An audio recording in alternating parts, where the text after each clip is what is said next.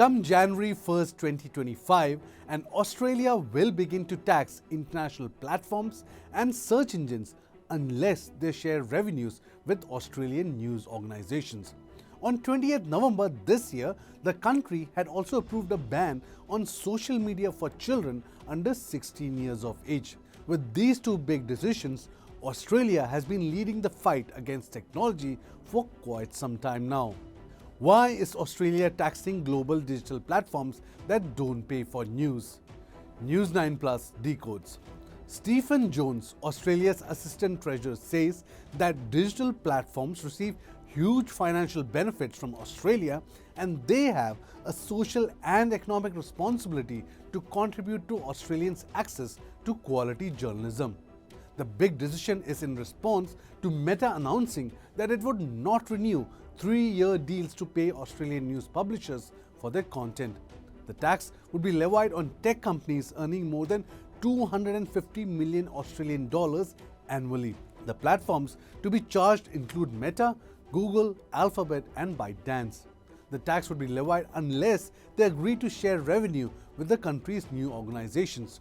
The size of the tax is not clear yet. How have tech majors responded to the announcement? The global tech giants, as expected, are against this. A Meta spokesperson said that the current law is flawed and that the company has concerns about charging one industry to subsidize another.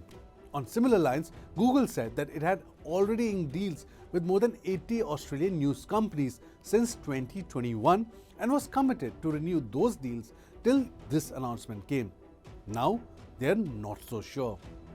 Which other Australian tech verdicts have made global impact?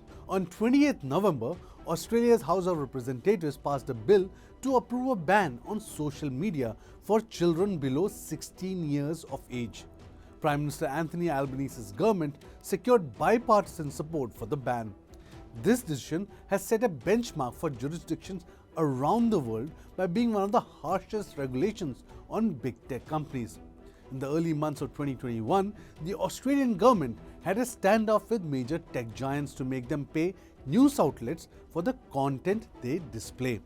Google threatened Australia, saying that the country could lose access to the search engine, and Facebook featured no news for days. Eventually, Google and Facebook struck a deal with news organizations to pay for the content they display on their sites.